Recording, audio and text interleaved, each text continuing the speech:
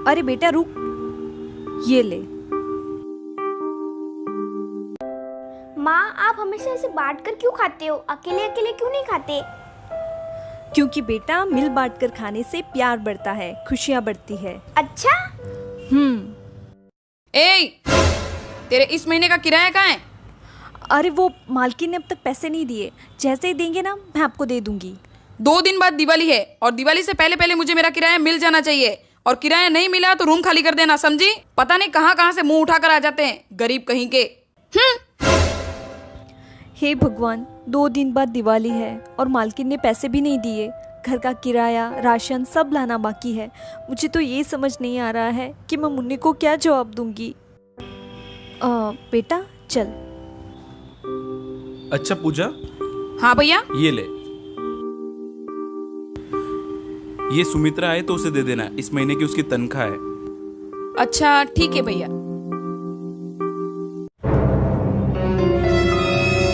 अरे मैं क्या पागल हूँ जो ये पैसे उस काम वाली को दूंगी? इस पैसों से तो मैं दिवाली की शॉपिंग करूंगी।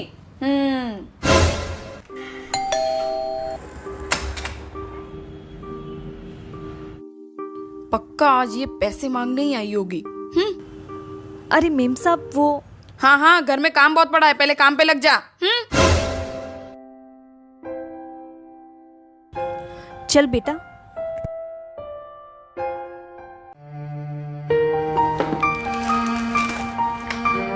अरे वाह, कितनी सारी मिठाइयाँ हैं। क्या है?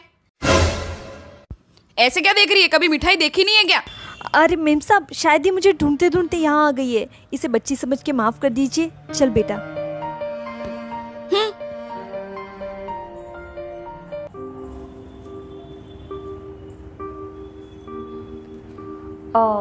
मेम साहब, वो मुझे इस महीने के पैसे मिल जाते तो। क्या? वो मुझे इस महीने के पैसे मिल जाते तो अच्छा रहता। अच्छा पैसे? हाँ। वैसे आज घर में बहुत सारा काम है, अगर तूने वो सारा काम कर लिया तो ही तुझे पैसे मिलेंगे, समझी? हाँ, हम कर लेंगे सारा काम।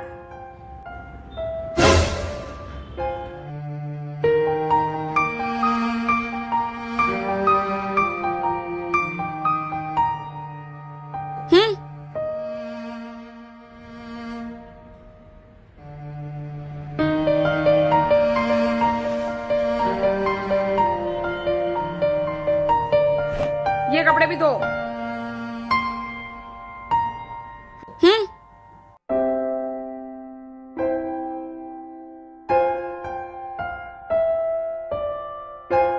ए लड़की, ये साफ कर, वरना पता है ना पैसे नहीं मिलेंगे।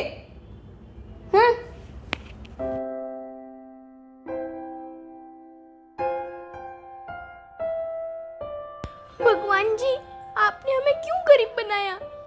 अगर आज हम अमीर होते तो हम भी दिवाली की तैयारियां कर रहे होते। यहाँ पैसों के लिए ये सब नहीं कर रहे होते।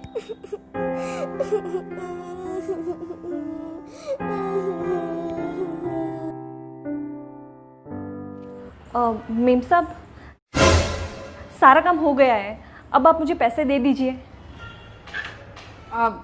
एक काम कर, तू पैसे दिवाली के बाद ले जाना, अभी मेरे पास पैसे नहीं है। क्या? पर आपने तो कहा था कि काम होने के बाद आप मुझे पैसे दे दोगे। अरे पर मेरे पास नहीं है तो मैं कहाँ से लाऊं? मालकिन, मैं आपके हाथ जोड़ती हूँ, आप मुझे पैसे दे दीजिए, वरना मुझे अपना घर खाली करना पड़ जाएगा। मैं तो कहीं पर भी रह लूंगी, पर मेरी बेटी, इसे मैं कहाँ लेकर जाऊंगी?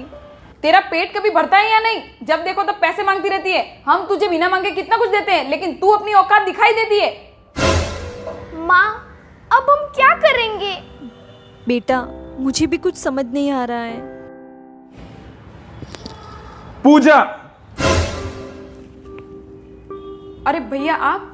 तूने सुमित्रा को पैसे दिए? वो नहीं भैया। क्यों? भैया वो। अब झूठ मत बोलना, क्योंकि मैंने सारी बातें सुन ली है।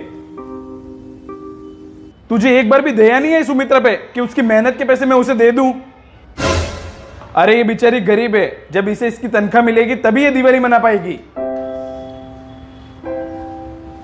पर ये सारी बात तू कभी नहीं समझेगी क्योंकि तेरे पास सब कुछ है,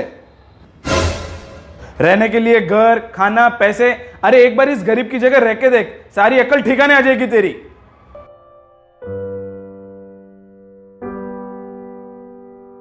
पर अब से मैं तुझे कोई पैसे नहीं दूंगा। तू लोगों के घर काम करेगी, पैसे कमाएगी, फिर अपनी जरूरतें पूरी करेगी, समझी? क्या?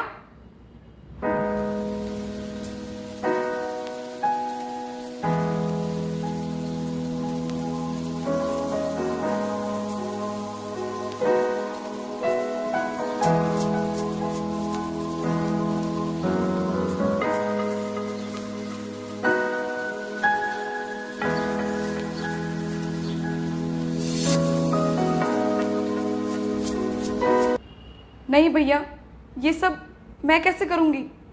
जैसे सुमित्रा करती है वैसे तू भी करना। प्लीज भैया, मुझसे बहुत बड़ी गलती हो गई। मैं सुमित्रा की मजबूरी को समझ नहीं पाई और उसे ना जाने क्या क्या कह दिया। प्लीज भैया, मुझे माफ कर दो। माफी मुझसे नहीं, सुमित्रा से मांग। सुमित्रा, तुम भी मुझे माफ कर दो। मैं अपनी गलती पर बहुत शर्मिंदा हूँ। मुझे नहीं पता था कि ये पैसे होंगे तभी तुम्हारा घर चलेगा। इन्हीं पैसों की वजह से तुम्हारे घर अच्छी दिवाली बनेगी। प्लीज मुझे माफ कर दो। अरे मालकिन, आप माफ़ी मत मांगिए, हमें आपकी किसी बात का बुरा नहीं लगा।